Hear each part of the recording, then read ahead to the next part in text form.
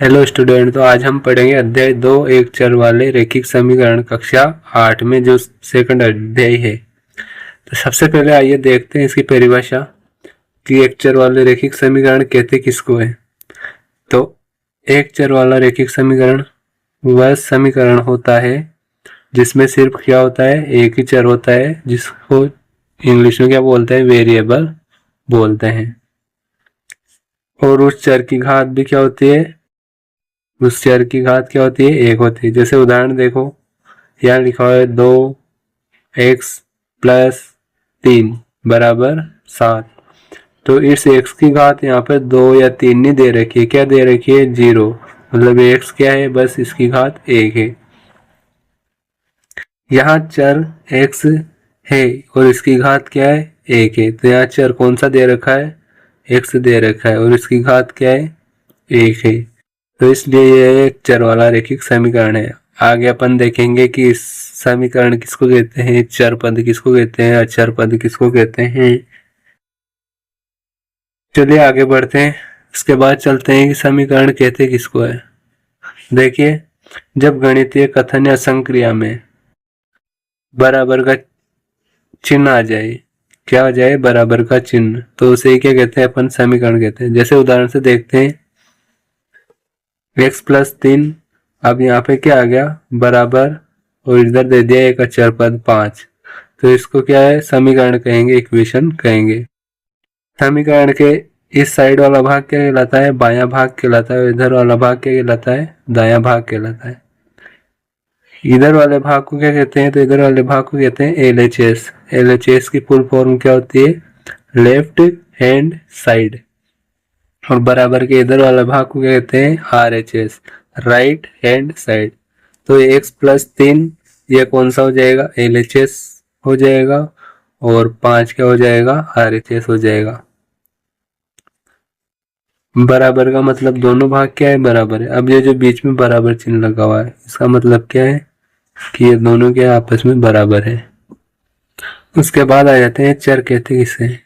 तो चर वह प्रतीक होता है जिसका मान बदल सकता है।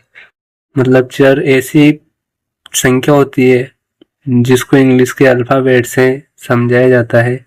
जैसे x, y और z, इसकी जगह m, n कुछ भी ले लो, तो इनका मान क्या होता है, कभी निश्चित नहीं होता है, अनिश्चित होता है, बदलता रहता है। तो इन्हें क्या कहते हैं, चर कहते हैं, वेरिएबल कहते हैं। एक चर वाले रैखिक समीकरण किसे कहते हैं, तो वह समीकरण जिसमें सिर्फ क्या हो, चर एक ही हो। जैसे कि x हो या y हो या z हो या m हो या n हो, ऐसे एक चर होना चाहिए और उसकी अधिकतम घात कितनी हो, 1 हो। तो उसे हम क्या कहेंगे, एक चर वाला रैखिक समीकरण कहेंगे।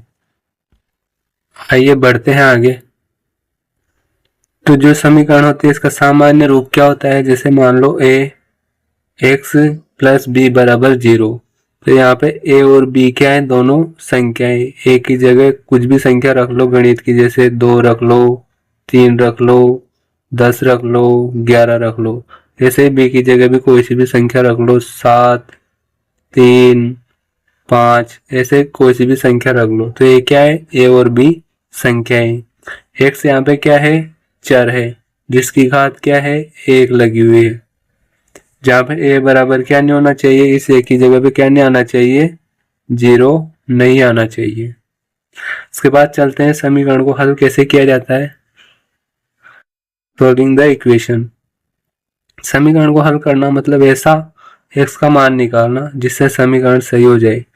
मतलब अपन को इस x की जगह ऐसी संख्या रखनी है जिससे कि इधर भी क्या आ जाए, बराबर में 5 आ जाए और इधर भी 5 आ जाए। इधर तो 5 है ही सही, इधर भी अपन को क्या लाना है, 5 लाना है।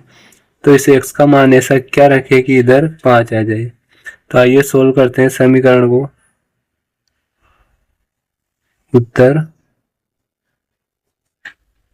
समीकरण को सोल्व करने के दो तरीके होते हैं, तो दोनों तरीके से कर सके देखेंगे, आपको जो अच्छा लगे उससे कर लेना।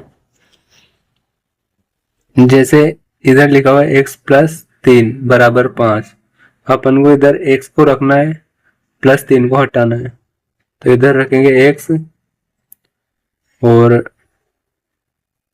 सबसे पहले यहाँ लिखेंगे कि ये प्लस का 3 है, तो इसको हटाने के लिए अपन क्या करेंगे, -3 करेंगे।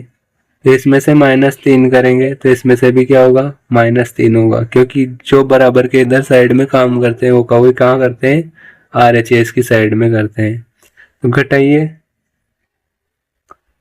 दोनों तरफ 3 घटाने पर क्या घटाएंगे, 3 घटाएंगे।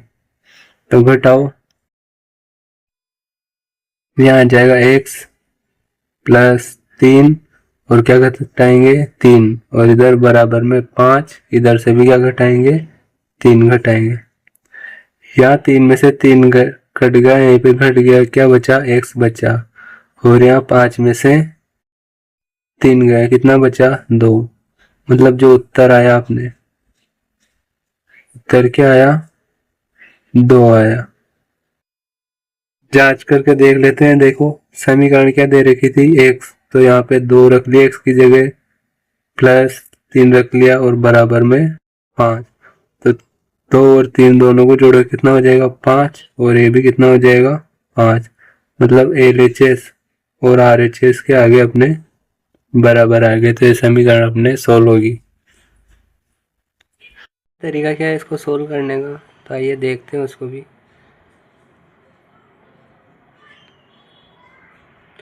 देखिए इधर है x + 3 बराबर में 5 - 3, तो ये x इधर रख लिया, प्लस का 3 है, इसको उठा के किधर लाएंगे, RHS वाली साइड पर लाएंगे। तो 5 प्लस का चिन्ह किस में बदल गया, यहाँ पे माइनस में, और ये हो जाएगा 3।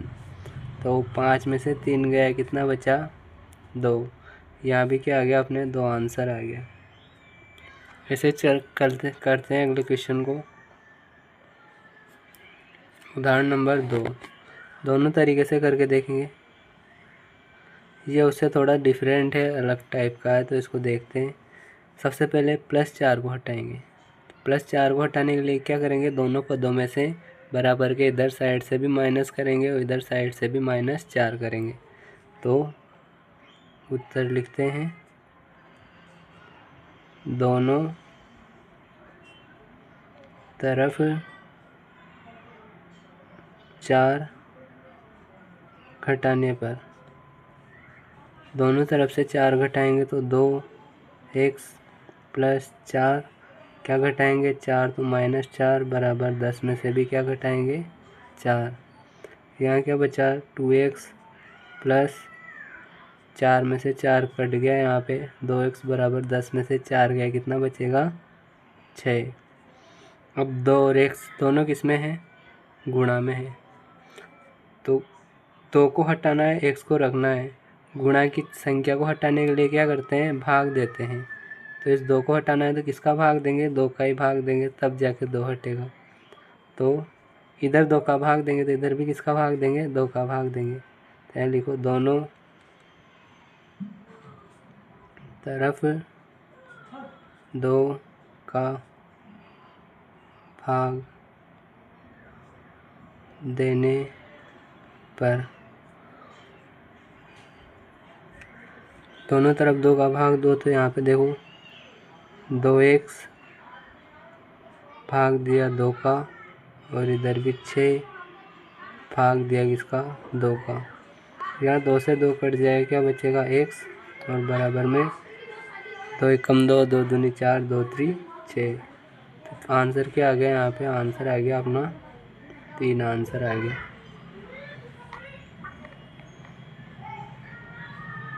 इधर दूसरे तरीके से सोल्व करते हैं। तो ये सेकंड मेथड है।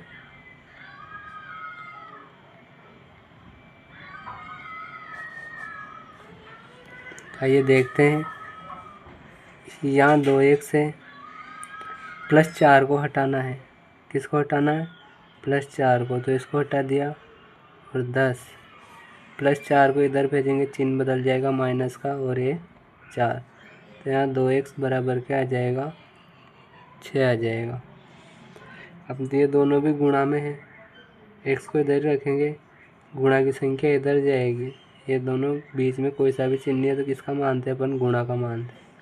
गुणा की संख्या को RHS के साइड में भेजेंगे तो कहाँ चल जाएगा, भाग में। x बराबर 2 एकम 2, 2 दूनी 4, 2 3 6। कितनी बार कट गया ये? 3 बार कट गया। आइए चलते हैं अगले उदाहरण पे।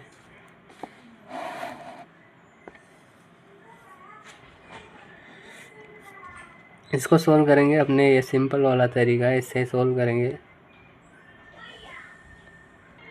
तो देखिए सबसे पहले +5 को हटाना है, तो x/2 बराबर 9, +5 को उठा के इधर ले जाएंगे तो ये हो जाएगा माइनस और ये 5। तो x/2 बराबर कितना आ गया? 9 में से 5 गया, कितना बचा? 4। भाग में संख्या है यहाँ पे, तो x ऐसे कैसे रख लिया 4। भाग की संख्या को इधर वाली साइड में लाएंगे तो चिन्ह बदल जाएगा, भाग की क्या हो जाएगी? गुणा में हो जाएगी। तो x बराबर कितना आ जाएगा? 4 दूनी 8 आंसर आ जाएगा। तो ऐसे अपन को क्या करना है? समीकरण को सोल्व करना है। चलते हैं आगे। आइए तो देखते हैं हमने इस अध्याय में क्या सीखा और याद रखने के योग्य क्या बातें हैं। तो देखिए सबसे पहली बात क्या है कि एक चर का मतलब क्या होता है? सिर्फ एक ही अक्षर होना चाहिए। अभी तक अपन ने जहाँ भी देखा वहाँ पर क्या था? सिर्फ एक ही अक्षर था, या तो x था या y था।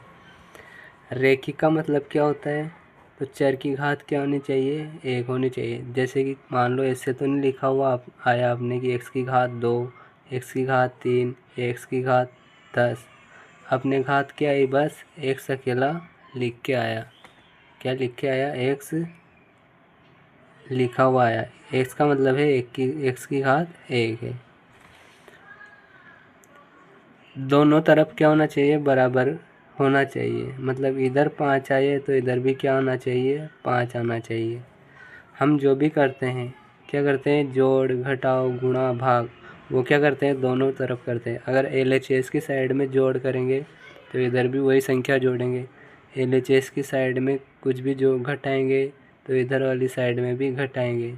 इधर गुणा करेंगे तो इधर भी गुणा करेंगे। इधर भाग करेंगे इधर तो इधर भी भाग करेंगे। तो आपको क्लास कैसी लगी? अगली क्लास में मिलते हैं हम प्रश्नावली 2.1 को लेकर।